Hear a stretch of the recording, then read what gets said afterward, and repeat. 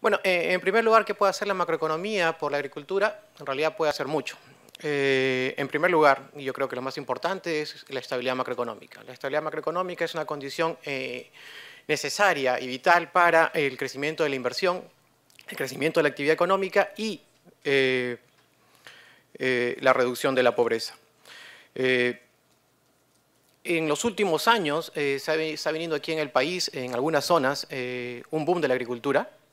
En particular aquí al sur de Lima, básicamente solo a 300 kilómetros de Lima, ha habido un importante crecimiento de la actividad agrícola, agroindustrial y para la agroexportación.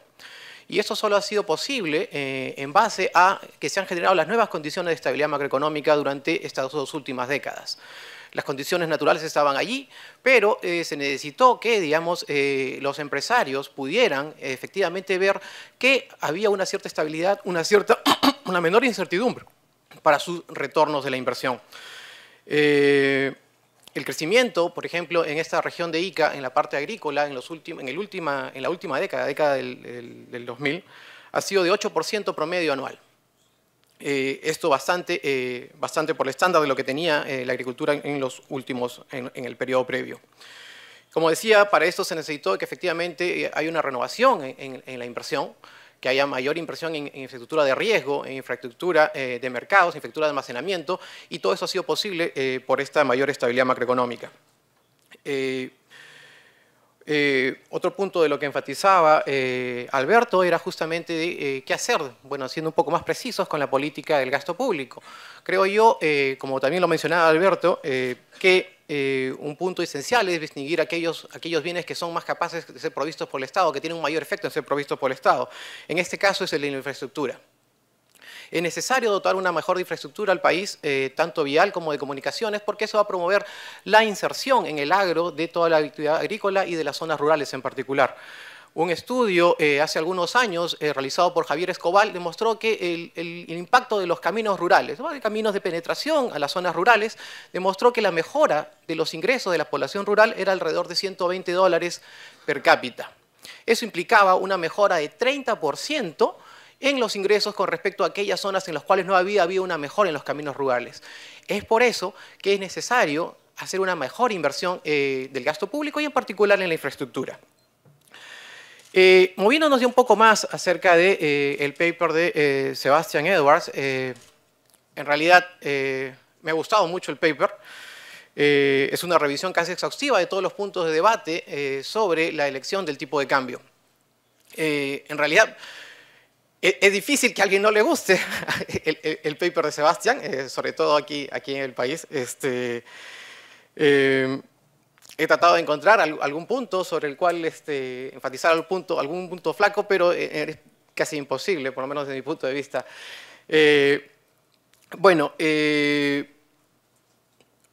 La oportunidad de presentar este paper también es bastante importante para nosotros acá en Lima. Estamos en este año, de aquí a unos 5 meses más, vamos a cumplir el 20 aniversario de la adopción del régimen de tipo de cambio flexible en el Perú, ¿no? En agosto del 90 adoptamos el tipo de cambio, régimen de tipo de cambio flexible.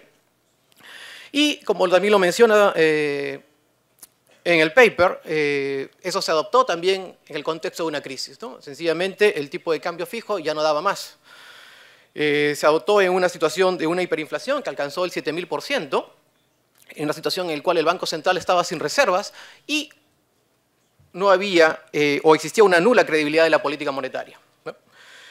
La receta del tipo de cambio fijo había demostrado su completo fracaso, en parte para paliar de algunos de los efectos de la pérdida de competitividad que se venía realizando en el país. Hubo un régimen de tipo de cambio múltiple, ¿no? Había tipo de cambio diferentes para diferentes operaciones, tipo de cambio para exportaciones, tipo de cambio para importaciones y tipo de cambio para otro tipo de operaciones. Sin embargo, todos estos esfuerzos fueron inútiles, el régimen estaba destinado al fracaso y el régimen era insostenible. Quizás algunos de los puntos en los cuales de repente el paper no mostró mucho en detalle está un poco más vinculado a la política económica, a la economía política, perdón, y en particular a que, al igual que cualquier otro régimen en el cual establezca tipo de cambio o precios controlados, se genera un incentivo a la corrupción. a la corrupción y a la presión de mercados negros. En Perú, la política monetaria reposa bajo dos pilares, ¿no? El primer pilar es el esquema de metas explícitas de inflación, en los cuales el Banco Central anuncia una meta de inflación para mantenerla en el mediano y largo plazo. Y el otro pilar son las políticas de atenuación de riesgos para la vulnerabilidad macroeconómica que se presenta por estar operando en un contexto de la orientación financiera, ¿no? La orientación financiera que existe es porque los activos y pasivos de la gente puedan estar en una moneda diferente a la moneda nacional, ¿no? En particular el dólar. ¿Qué es lo que hacemos aquí? Bueno, además de adoptar una política monetaria que enfatice, digamos, o garantice una confiabilidad en la moneda nacional, el Banco Central adopta medidas para evitar estos riesgos. En particular, acumula reservas internacionales para poder usarlas en épocas de crisis y también interviene en el mercado cambiario para evitar que se gatille el efecto hoja de balance, ¿no? Básicamente de que ante una variación muy fuerte del tipo de cambio, algunos contratos en la economía pudieran no cumplirse y generar una recesión aún más profunda.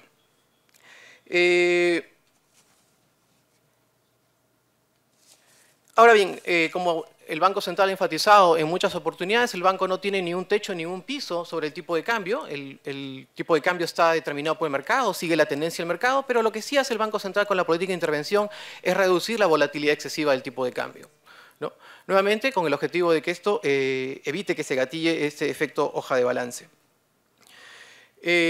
Ahora bien, sobre este punto, me gustaría de repente llamar la atención acerca de estas medidas macroprudenciales. Existe ahora un cierto debate sobre qué hacer para enfatizar o evitar estos riesgos financieros que se puedan producir en la economía.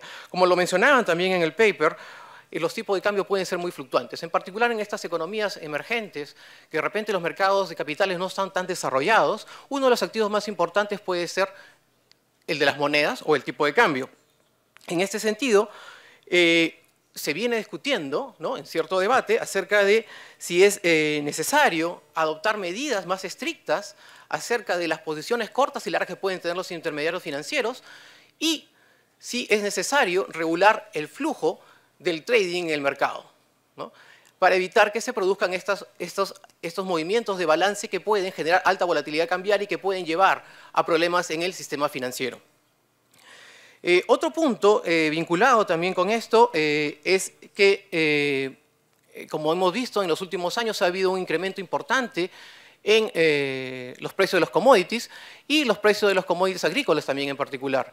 Lo que se ha visto es que ha habido parte de la inversión especulativa que también se viene desarrollando bajo la forma de commodities, ¿no? En los últimos 2 años, las posiciones no comerciales en commodities agrícolas se han elevado de 6% de toda la inversión en commodities hacia un 26% solo en los 2 últimos años. Entonces, ¿qué hacer para evitar esto? ¿Debemos o no reaccionar para poder tratar de evitar que se generen estas burbujas especulativas en los precios de los commodities? Me gustaría de repente si el profesor Edwards nos da un comentario un poco al respecto de esto. Creo que aquí lo podemos dejar. Muchas gracias.